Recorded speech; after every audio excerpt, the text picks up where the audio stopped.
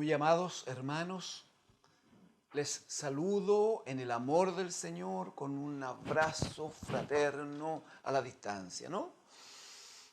Qué anhelo tenemos de reencontrarnos, de poder abrazarnos en el amor del Señor presencialmente.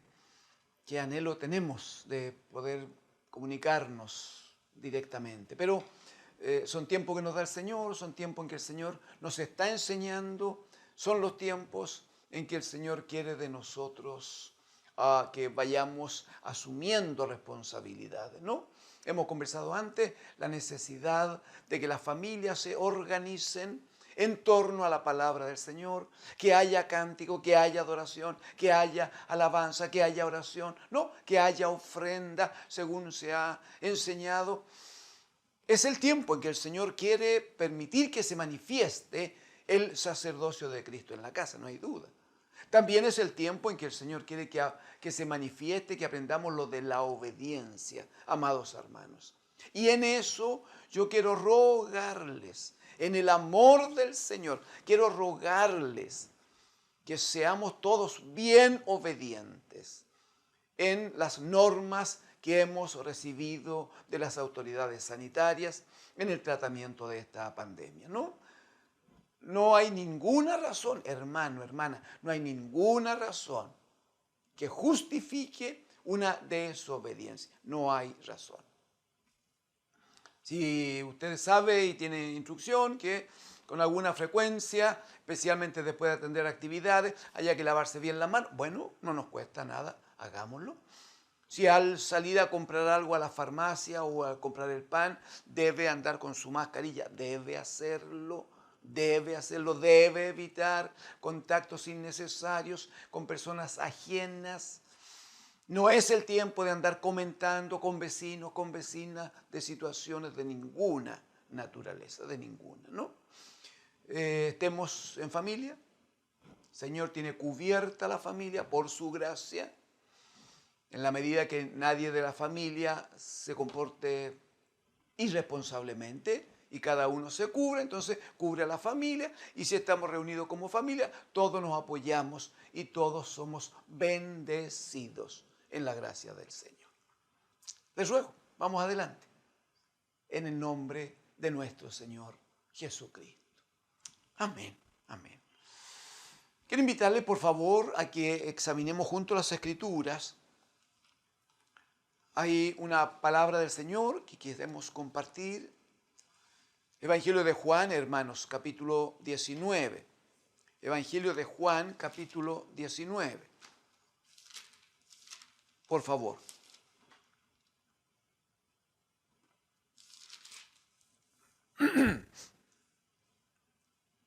Juan, o San Juan, capítulo 19. Desde el versículo 38 al versículo 42. San Juan 19, verso 38 al 42. Leo en el nombre del Señor Jesucristo. Después de todo esto, José de Arimatea, que era discípulo de Jesús, pero secretamente por miedo de los judíos, rogó a Pilato que le permitiese llevarse el cuerpo de Jesús. Y Pilato se lo concedió. Entonces vino y se llevó el cuerpo de Jesús. Verso 39. También Nicodemo, el que antes había visitado a Jesús de noche, vino trayendo un compuesto de mirra y de áloes, como 100 libras. Tomaron pues el cuerpo de Jesús y lo envolvieron en lienzos con especias aromáticas, según es costumbre sepultar entre los judíos. Y en el lugar donde había sido crucificado había un huerto, y en el huerto un sepulcro nuevo, en el cual aún no había sido puesto ninguno. Allí pues, por causa de la preparación de la Pascua de los judíos, y porque aquel sepulcro estaba cerca, pusieron a Jesús. Amén. Amén. Gracias al Señor. Hemos estado trabajando unos poquitos días, hermanos, en el entendimiento de que Dios, el Señor, a través de Jesucristo su Hijo, dio instrucciones a los apóstoles acerca de la necesidad de predicar el Evangelio. Ustedes van a recordarlo, incluso algunos podían repasar si lo juzgan necesario, alguna de las predicaciones anteriores. El Señor Jesucristo, desde que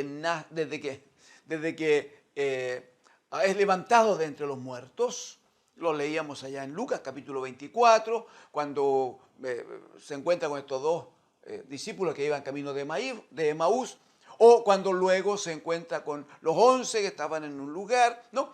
Bueno, a todos ellos les hizo notar la necesidad de que el Evangelio fuese predicado, así está escrito. Luego leímos en Hechos capítulo 1 que el Señor los reúne, ¿no?, fuera de Jerusalén, y allí les dice que va a enviarles el poder del Espíritu Santo, pero dice que es un poder para testificar, ¿no?, para predicar el Evangelio.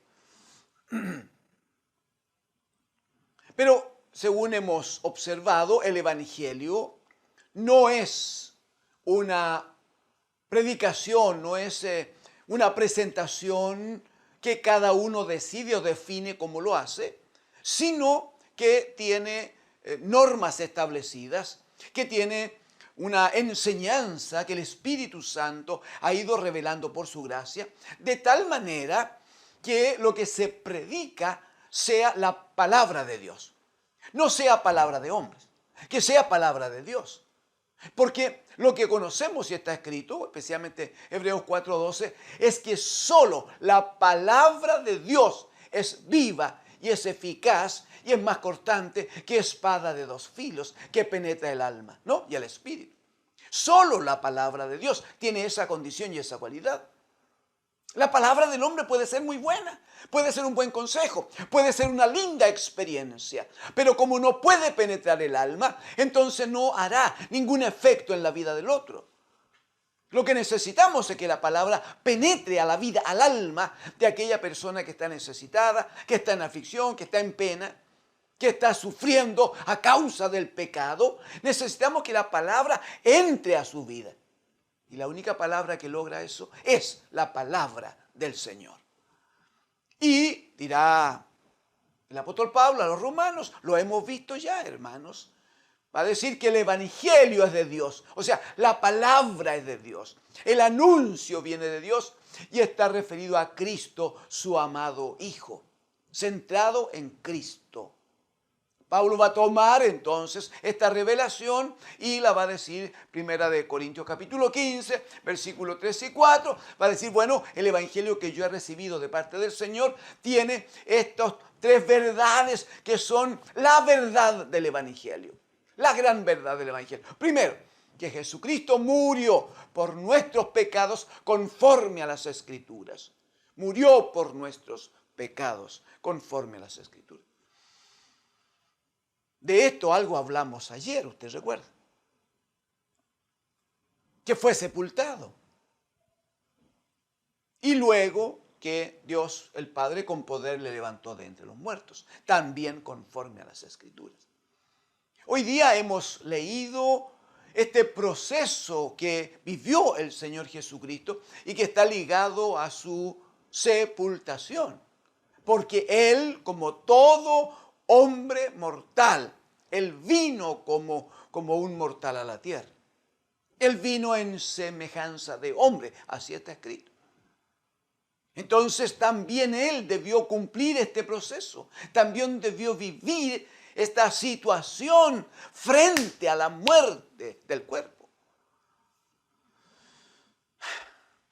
Es interesante y lo vamos a señalar tangencialmente nomás, porque no es el fondo de esta palabra de enseñanza. Es interesante cómo el Señor une a dos hombres que eran autoridades allí en Israel. Dos hombres que eran principales, que eran hombres sabios, pero además dos hombres que eran económicamente ricos. José de Arimatea, un hombre del cual aquí el escrito de el apóstol Juan dice que era discípulo del Señor, pero dice que era discípulo del Señor en silencio por temor a los judíos. Él era una autoridad, no quería ser señalado, no quería que alguien le enrostrara que él era discípulo del Señor. Y se une también aquí aquel hombre que la Escritura dice, en el capítulo 3 de San Juan, que vino de noche a Jesús. ¿Recuerda? Nicodemo.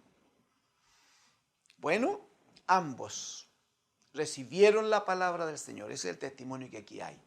Ambos recibieron la palabra del Señor. Ambos creyeron en Jesucristo como el Señor. Ambos tomaron esa palabra que el Señor entregaba permanentemente, fueron alimentados por ella y esa palabra trabajó en sus vidas. Ahora, Jesucristo, el bendito Hijo de Dios, ya ha muerto, ya expiró, ya entregó su vida allí en el Gólgota. Era el tiempo entonces de que alguien lo atendiera.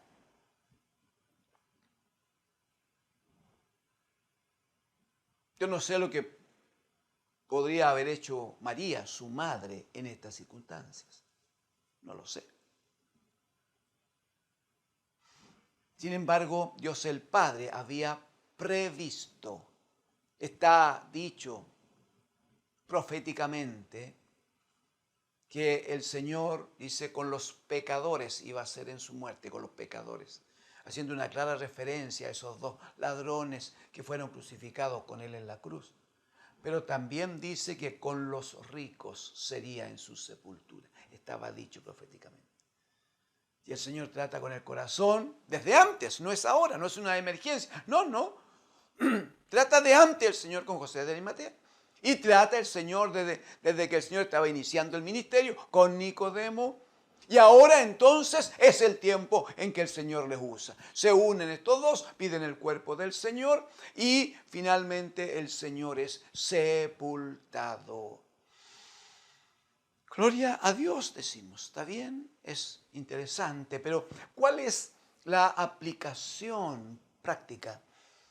¿Por qué es interesante detenerse en el hecho, en la frase? Porque no es más que eso. Una frase que dice, Jesús fue sepultado. Fue sepultado. Está allí en 1 Corintios 15. No hay una extensión, no hay mucho antecedente. Jesús fue sepultado. ¿Por qué es necesario detenernos aquí? Bueno, primero porque es parte del Evangelio de Dios. Primera cosa. Ese solo hecho ya nos obliga a atender la situación. Pero segundo, porque hay algunas verdades proféticas y hay algunas verdades que son la necesidad de la vida de la iglesia, que deben estar en nosotros, pero con claridad, para que las usemos, para que las apliquemos, para que se manifieste en esto la gracia del Señor. Revisemos primeramente lo profético, por favor. Miqueas capítulo 7, amados hermanos. Miqueas capítulo 7. Miqueas está dentro de lo que llamamos profetas menores, ¿no? Los últimos libros antes que acabe el Antiguo Testamento. Miqueas capítulo 7, por favor. Versículos 18 y 19. Miqueas 7, 18 y 19.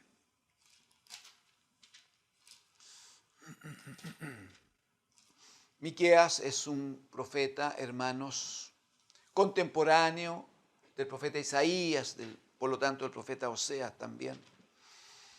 Hay algunos anuncios hermosos en los escritos del profeta Miqueas.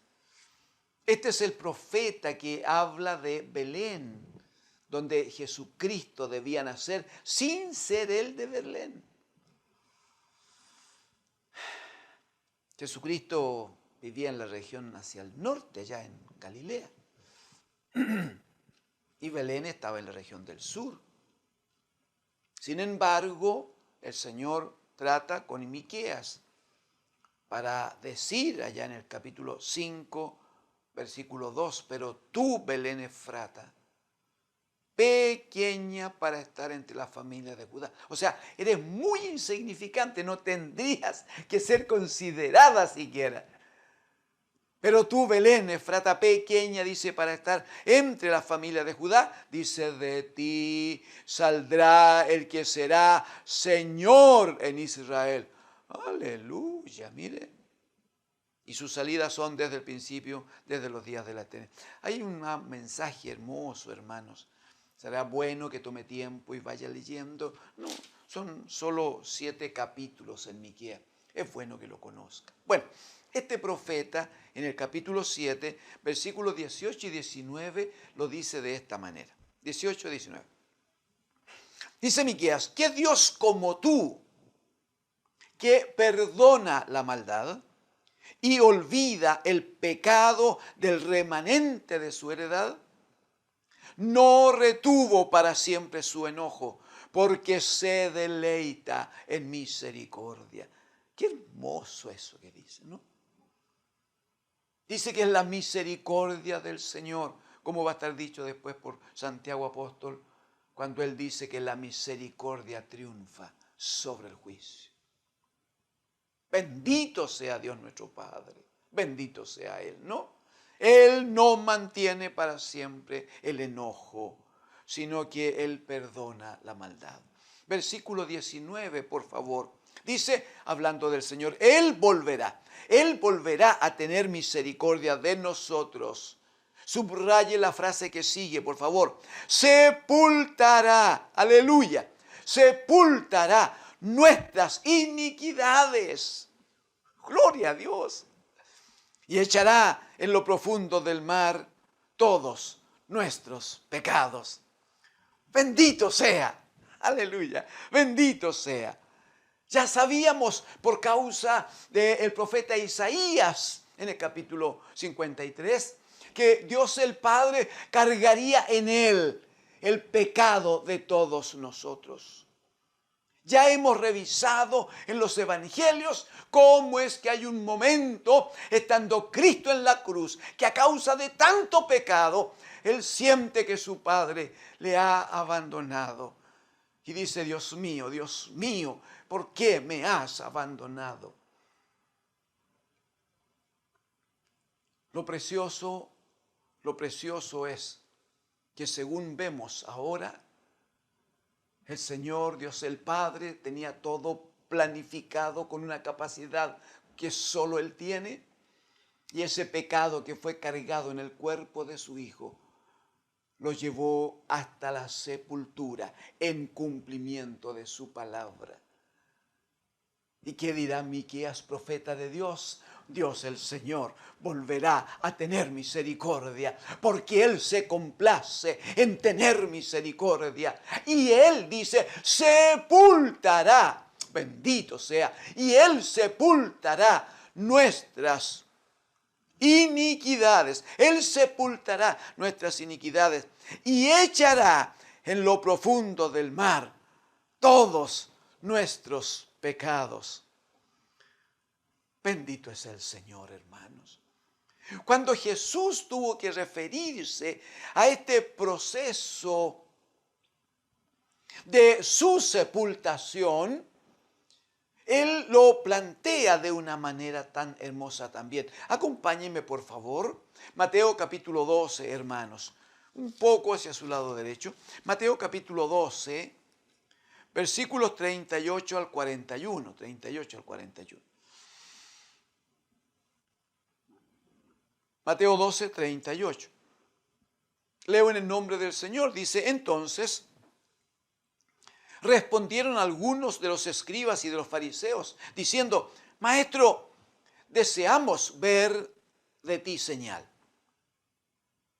Él respondió y le dijo, la generación mala y adúltera demanda señal, pero señal no le será dada, sino la señal del profeta Jonás.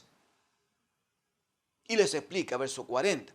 Porque como estuvo Jonás en el vientre del gran pez 3 días y 3 noches, Así estará el Hijo del Hombre en el corazón de la tierra 3 días y 3 noches. Verso 41. Los hombres de Nínive se levantarán en el juicio con esta generación y la condenarán, porque ellos se arrepintieron a la predicación de Jonás. Y he aquí más que Jonás en este lugar. Esto requiere una breve explicación, creo yo. El Señor dice, primero, que la generación adúltera y pecaminosa es la que pide señal. Claro, porque esa generación adúltera, pecaminosa, desobediente, es la que no cree a la palabra de Dios. Es la que necesita ver porque no tienen fe en su vida. Y no tienen fe porque les falta la palabra de Dios. La fe viene por el oír y el oír por la palabra del Señor. Entonces dice, están pidiendo señal porque se niegan a oír mi voz, porque se niegan a escuchar mi palabra. No quieren creer que yo vengo enviado del Padre. Ese es el punto finalmente. Entonces quieren señales. ¿Y qué dice el Señor? No se les va a dar otra señal, sino, dice, la señal del profeta Jonás. ¿Y cuál fue exactamente la señal del profeta Jonás? Por favor, acompáñenme de nuevo a estos profetas menores. Cerquita de donde estuvo en Miqueas está Jonás. Jonás, Miqueas.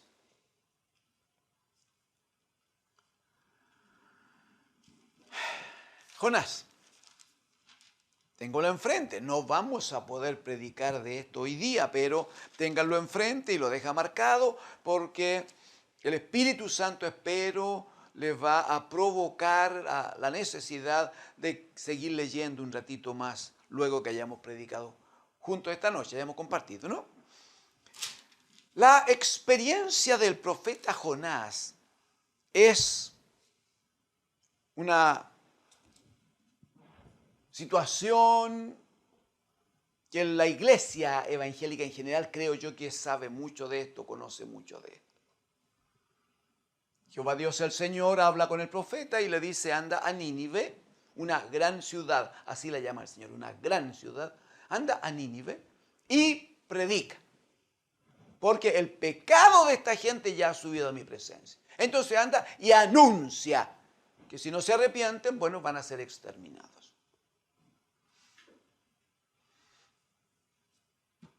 El hecho allí es que Jonás, siendo profeta de Dios, dice la Escritura en el capítulo 1 que desobedeció y en vez de irse a Nínive tomó pasaje para ir a Tarsis. Pero dice que en la mitad del camino el Señor de los cielos, que gobierna sobre todas las cosas y mayormente sobre su creación, levantó una tempestad en el mar. El barco se rompía, finalmente echaron suerte, la suerte cayó sobre Jonás y lo amarraron y lo echaron a las profundidades del mar. La Escritura va a decir en el capítulo 1, verso 17, pero Jehová, es Jehová aquí el que opera. Jonás 1:17. Pero Jehová tenía preparado un gran pez que tragase a Jonás. Y aquí está. Y estuvo Jonás en el vientre del pez 3 días y 3 noches. Estuvo Jonás en las profundidades del mar. Lo vamos a compartir ahora. 3 días y 3 noches. En el capítulo 2 va a decir que estando en esa condición, en las profundidades del mar y dentro del vientre de este gran pez, dice la Escritura que Jonás oró a Dios. Acompáñenme, por favor, en el capítulo 2, desde el versículo 1. Dirá entonces, oró Jonás a Jehová su Dios desde el vientre del pez y dijo, invoqué en mi angustia a Jehová y él me oyó. Desde el seno del Seol clamé. Usted sabe que el Seol es el lugar de los muertos. Él sabe, tiene testimonio de que estaba sepultado.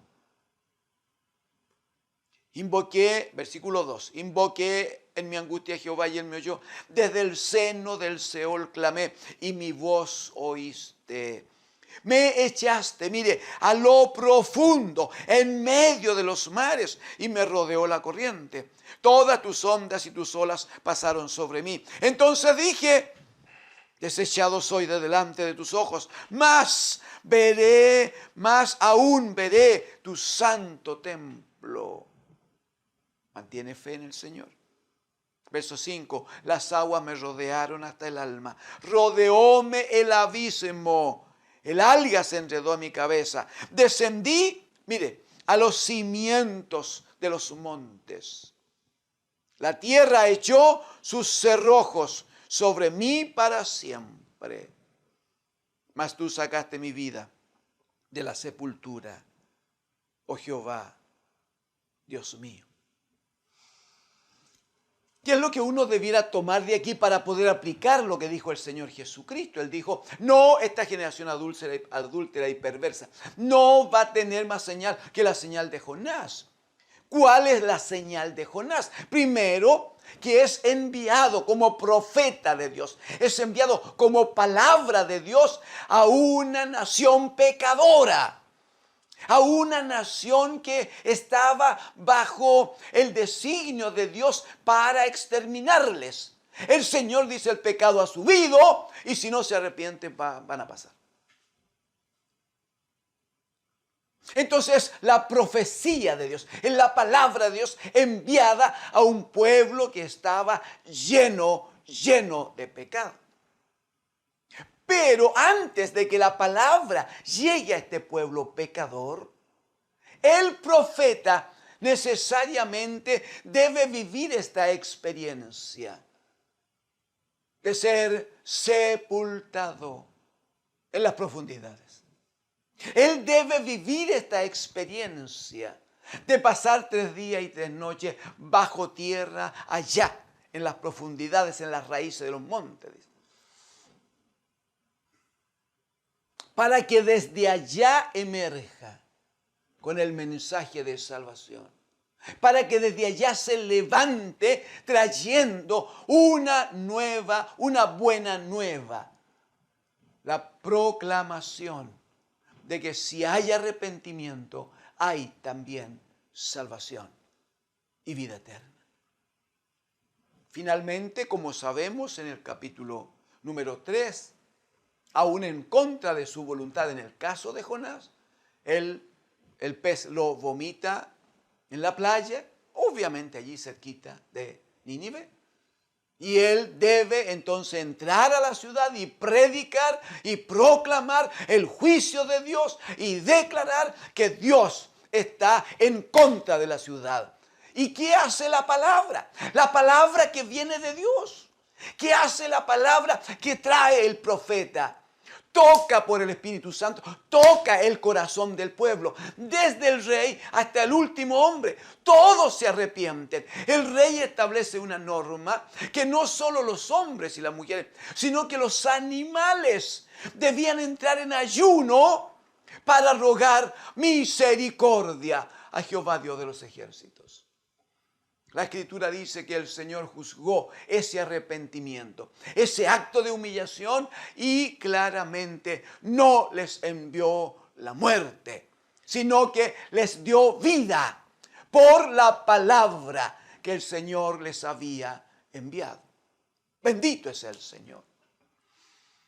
¿Qué es lo que está diciendo el Señor a aquellos que vienen a decirle, Señor, queremos señal? Les dice, bueno, no van a tener otra señal distinta de la de Job. Van a tener que esperar. No han oído mi palabra. No han oído el mensaje que les traigo. No han podido ver a través de los actos de autoridad en que he mostrado el poder de Dios en mi vida. No han podido verme como el Hijo de Dios. No me han podido ver como el Salvador del mundo. Muy bien, deberán esperar hasta que esté sepultado. Hasta que habiendo muerto sea sepultado. Para que desde las profundidades de la tierra se manifieste el poder del Padre. Aleluya. Y me levante de entre los muertos. Esa es la señal que provocará en ustedes la posibilidad de creer que yo soy el Hijo de Dios. El apóstol Pedro, hermanos amados, en Primera de Pedro, esto está bien hacia su derecha en las Biblias, bien cerca ya del final. Primera de Pedro, capítulo 3, amados hermanos. Primera de Pedro, capítulo 3. Por favor, versículos 18, 19 y 20. Mire, Pedro va a hacer referencia aquí a que también Cristo padeció. Eso es lo que vamos a leer en el versículo 18, que también Cristo padeció. Pero no busque nada, lo voy a compartir yo, por favor, no busque nada. Pero el apóstol Pedro, la primera vez que predicó la palabra del Señor, allá en Hechos, ¿no? En el capítulo 2, él haciendo referencia en la predicación a este hecho, él le dice a las gentes allí en la primera predicación, le dice que Jesucristo fue muerto, claro, pero no por una casualidad, sino que va a decir a Jesús, entregado por el determinado consejo y anticipado conocimiento de Dios. Prendisteis y matasteis por mano de inicuos, crucificándole. Pero mire lo que va a decir el verso 24, va a decir, a Cristo, al cual Dios levantó sueltos. Verso 24. Al cual Dios levantó sueltos los dolores de la muerte. Sueltos los dolores de la muerte. Por cuanto era imposible que fuese retenido por él. Pedro hace aquí una alusión muy hermosa. Porque claramente, como esperamos alcanzar a verlo hoy, la muerte luchó, la muerte quiso retener. La muerte era una herramienta de victoria del maligno.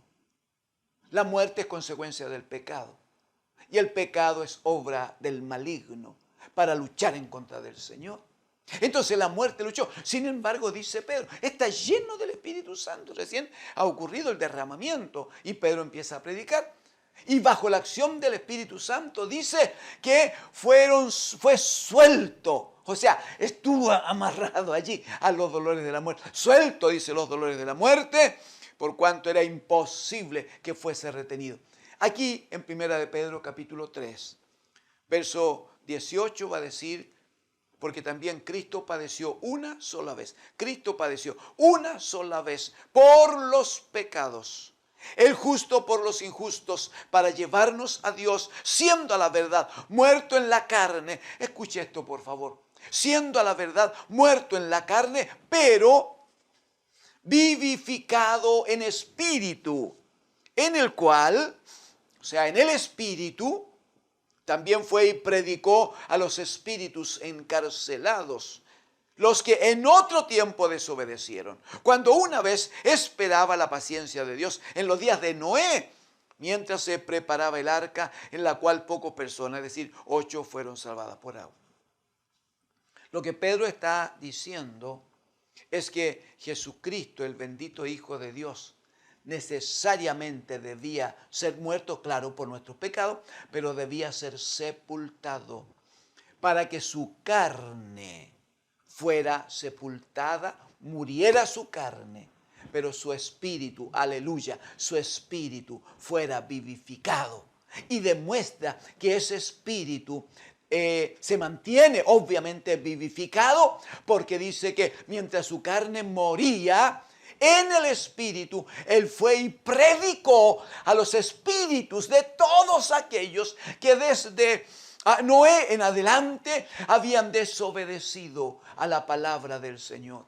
¿Y por qué es necesario? Porque nadie va a poder decir nunca que Dios hace acepción de personas. Nadie podrá decir que no escuchó el Evangelio. Nadie podrá decir que no conoce a Dios.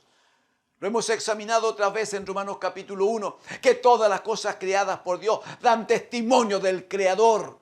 El problema es que la gente no quiere reconocer al Creador, prefiere quedarse con las cosas creadas. Bueno, Jesucristo, el bendito Hijo de Dios, que fue muerto y fue sepultado, su carne fue sepultada para que muriera.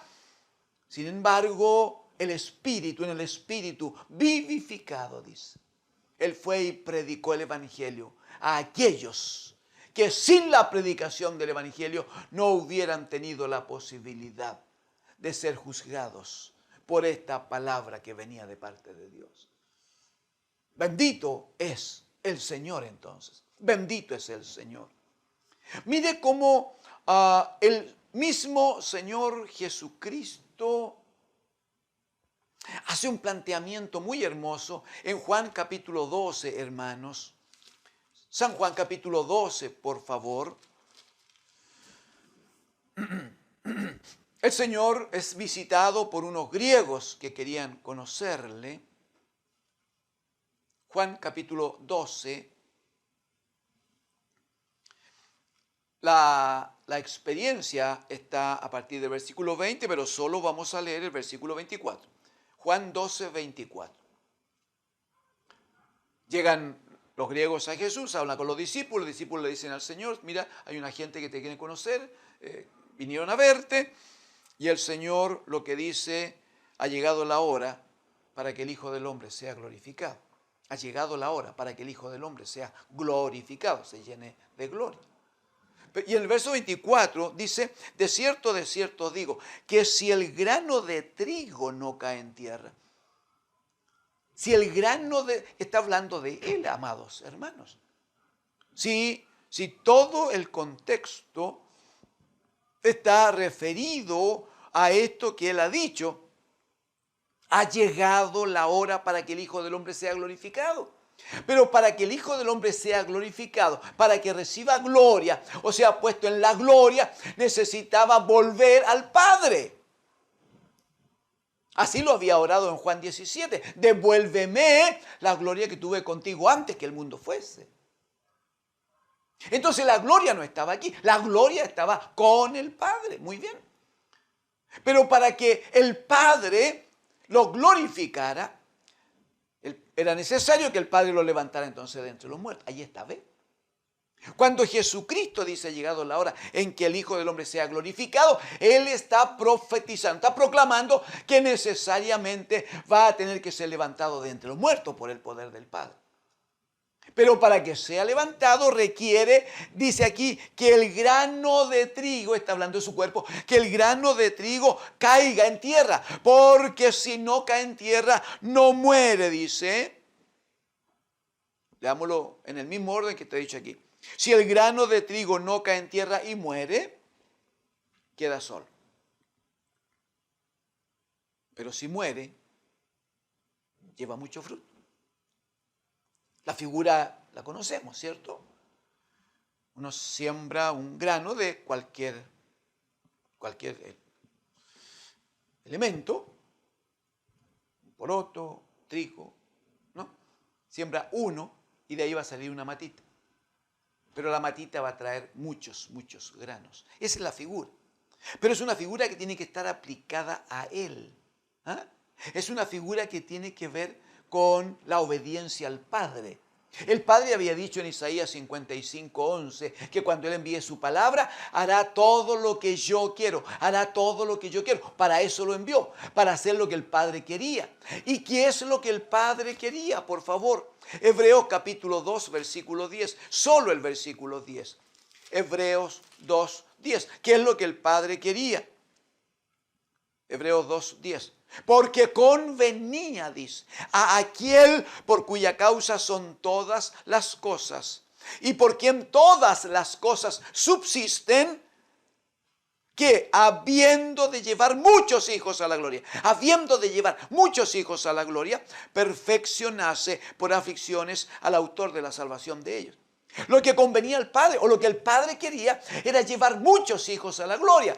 Pero Jesucristo dice, mira, dice, es que si el grano de trigo no muere, no es sepultado, no cae a tierra, Si el grano de trigo no muere, entonces se queda solo.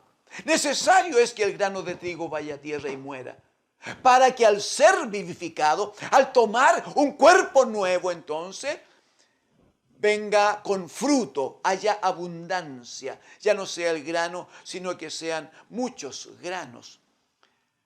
A esto hizo referencia el ángel de Jehová allá en Génesis 22, 18. Después que Abraham le ofreció a su hijo Isaac el sacrificio a Dios, el ángel de Dios habla con Abraham y le dice: he jurado, por mí mismo he jurado, que porque no me rehusaste a tu hijo, tu único, bueno, yo te voy a bendecir. Pero le dice en el verso 18, en tu simiente, está hablando de esa semilla, ¿ve?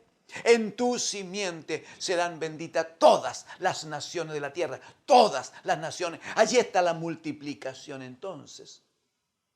Finalmente, amados hermanos, hay una declaración que hubiera sido imposible que la usáramos, la manifestáramos y la disfrutáramos como hijos de Dios si Jesucristo no hubiera sido sepultado.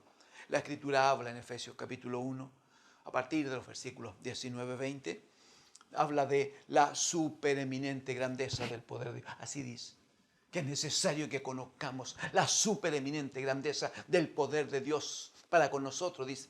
Pero dice que la supereminente grandeza del poder de Dios operó en Cristo, levantándole, aleluya, levantándole de entre los muertos y sentándole a su diestra sobre toda autoridad.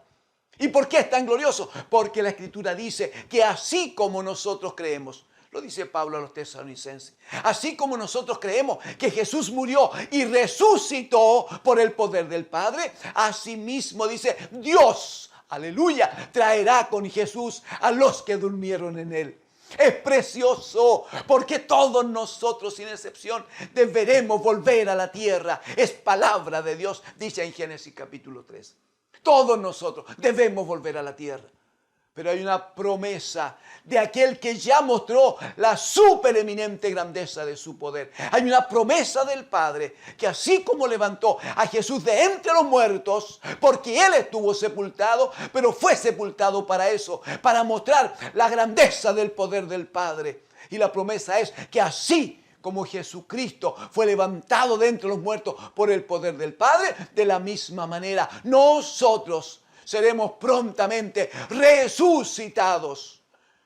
Si hemos muerto en la carne, seremos levantados con un cuerpo glorificado. Y si estuviésemos aquí, esta carne de todas maneras volverá a la tierra y seremos transformados en un cuerpo semejante al cuerpo del bendito Hijo de Dios. ¡Aleluya! Bendito es el Señor, amados. Porque Cristo fue sepultado, es que el Padre pudo levantarle y sentarle a su diestra. Esa promesa está para nosotros. Yo quiero, dijo el Señor Jesucristo, que donde yo estoy, vosotros también estéis. Y Él está a la diestra de Dios el Padre. Por tanto, pronto nos reuniremos con Él. Pronto estaremos en la casa del Padre, eternamente y para siempre. Si puede, donde está, incline su rostro y tenga el mejor tiempo de oración para dar gracias al Señor y para decirle: Padre, espero ese día en que tu Hijo venga por nosotros. En el nombre del Señor, ore allí, amado hermano. Ore con la familia, ore con los hijos. Te honramos, Señor, y te alabamos. Reciba la oración de su pueblo este día, Padre. Bendiga, Señor, a sus hijos y aumente la fe en nuestros corazones. Lo ruego, papá, en el nombre de Jesús. Atienda a su pueblo por misericordia. Reciba la oración de su pueblo. En el nombre de Jesús. En el